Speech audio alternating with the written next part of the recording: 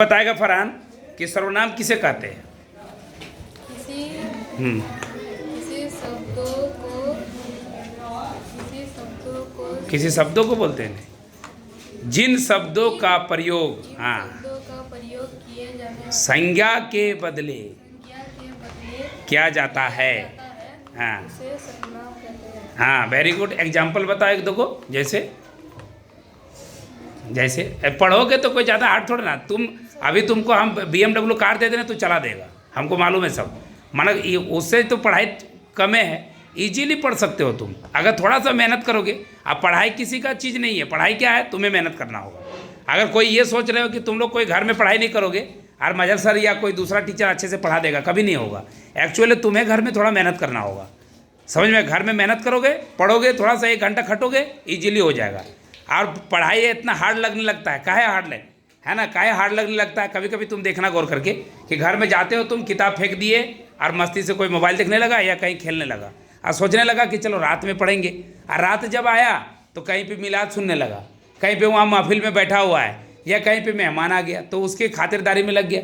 रात में सोचने लगे कि रात में नहीं पढ़ पाए तो भोर में पढ़ेंगे। और संजोग से भोर से उठने का, अच्छा ठीक है देखते हैं यार, पढ़ेंगे ना, उठने दो, थोड़ा ठंडा ज़्यादा है, ये वो करके अंततः तुमने एक दिन में पूरी पढ़ाई नहीं की, है ना।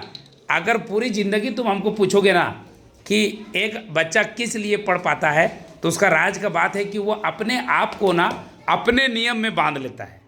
अपना नियम समझ में आया कि मुझे हर हाल में, दुनिया कुछ भी जाए, भाड़ में जाए दुनिया, मुझे ना सबसे पहले सुबह उठ के पढ़ना ही है। अगर जो बच्चा इतना स्वार्थी बन जाए कि अपना टेबल में जाके, चाहे कुछ भी हो जाए, वो जाके अपना टेबल में बैठ गया, माने इतना स्वार्थी है, स्वार्थी समझो वो स्वार्थी। तुम्हारी ज़िंदगी आज से 10 साल 20 साल बाद तुम्हारे साथ इन दोस्तों में से कोई नहीं रहेगा।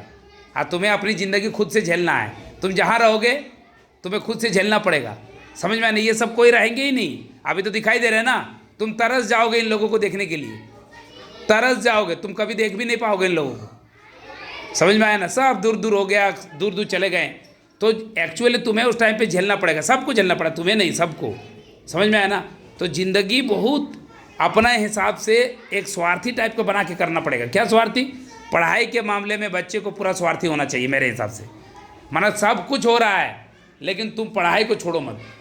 चाहे कोई कुछ भी कर ले, कोई कुछ भी कर ले, घर में पढ़ाई करो ज़्यादा से ज़्यादा, टेबल में बैठो, याद करो, समझ में आया। और क्या, आज राइट टाइम हुआ ना, सब छोड़ के तुम टेबल में बैठ जाओ, सब छोड़ के टेबल में बैठ जाओ। और कोई कुछ बोले, जैसे मान लो तुम्हारे घर में मेहमान आया, तुमको डिस्टर्ब कर रहा है, अगर मेहमान समझदार है तो ज़िंदगी में तुमको किताब कॉपी बंद करके डिस्टर्ब नहीं करेगा, है ना। एक स्टडी रूम बनाओ, एक कोना पकड़ लो और वहाँ पे याद करो ऑटोमेटिक। और मेहमान को इंटरटेन मत करो। तुम्हारे उम्र में अभी मेहमान नवाजी करने की ज़रूरत नहीं है तुम्हारा, है ना, समझ में आया ना। तो कोई भी चीज़ को समझना होगा कि तुम कैसे पढ़ाई करो। हमारे लिए इंपॉर्टेंट है तुम्हारी पढ़ाई। अगर तुम पढ़ने सीख जाते हो तो जानते हो क्या होगा, मेरा बहुत कुछ हो जाएगा, ऐसा नहीं है। तुम्हारा ज़िंदगी बदल जाएगा, एकदम गारंटी के साथ कर रहे हैं। तुम मज़े से रहोगे, तुम अच्छा खाओगे, हमें दोगे थोड़े ना। कोई भी बच्चा, खाली इसके लिए नहीं है, ये सबके लिए है। समझ में आ रहा ना क्या बोल रहा मैं। तो थोड़ा सा स्वार्थी बनो और घर में पढ़ो। कोई कुछ बोले, कोई कुछ बोले, वो बाद में होगा, पहले तुम्हारा पढ़ाई होगा। इतना स्वार्थी तुम जरूर बनो। थोड़ा सा पढ़ोगे तो तुम्हारा डर खत्म हो जाएगा पढ़ाई में, तुम्हें डर नहीं लगने लगेगा। और घर में सर जैसे पूछने लगेंगे तो तुम्हें डर नहीं लगेगा, तुम डेली स्कूल आने लगोगे, समझ में आया। स्कूल नहीं आने का मन कारण क्या है, बच्चा का स्कूल नहीं आने का कारण मुख्य यह है कि बच्चा होमवर्क नहीं बना पाता है ना। होमवर्क नहीं बना पाता तो उसका डर है, फिर याद नहीं किया है और जाएगा तो पक्का है मार उड़ देगा ना, क्या करेगा पता नहीं। ऐसे करके बच्चा का मन तो धीरे धीरे कमज़ोर होता है। और जो बच्चा याद करके आ रहा है, आज जैसे तुम गए घर और याद करके आया पूरा अच्छे से, किताब उताब जो भी है तुमको जो भी दिया गया तुम याद करके आया, कल तुम्हारा मन कैसे लगा जानते हो। रात में तुम सो रहे हो ना, ये चिंता करके सो रहे हो कि बेटा जल्दी सुबह उठना है, जल्दी जा करके आज अगर पूछा मजर सर ने अच्छे से जवाब दे देना है, समझ में आया ना। तो क्या हुआ कि तुम्हारा रात में ही तुम मन करके सोए हुए हो कि सुबह उठ के जल्दी हमको कहाँ जाना है, स्कूल जाना है। काहे ऐसा हुआ मंटो, हम बता दे रहे हैं। मंटो इसलिए हुआ क्योंकि तुमने पढ़ाई करके रहा है। रात में जब तुम सोए हो ना तो बेटा होमवर्क करके रखे हो, और अगर तुमने होमवर्क नहीं किया है तो रात में सोने में भी तुमको डर लगेगा कि बेटा जानबूझ के लेट से उठेंगे और कल स्कूल जाने का नौटंकी करना है, समझ में आएगा ना, स्कूल जाने का नौटंकी।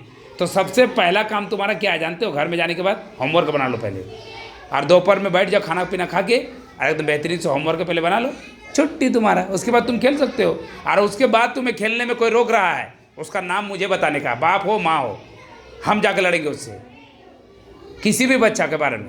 पहले तुमने होमवर्क बनाया, अच्छे से तुमने होमवर्क कर लिया, और उसके बाद तुम्हें अगर कोई खेलने से मना कर रहा है तो उसके लिए हम लड़ाई करेंगे। समझ में आ रहा, करेगा ना फरहान? तो पढ़ाई को बोझ मत समझना, पढ़ाई को मज़े के साथ पढ़ना है। छोटा छोटा क्वेश्चन अभी जवाब दोगे ना, फ्यूचर में तुम्हारा बहुत लाभ होगा।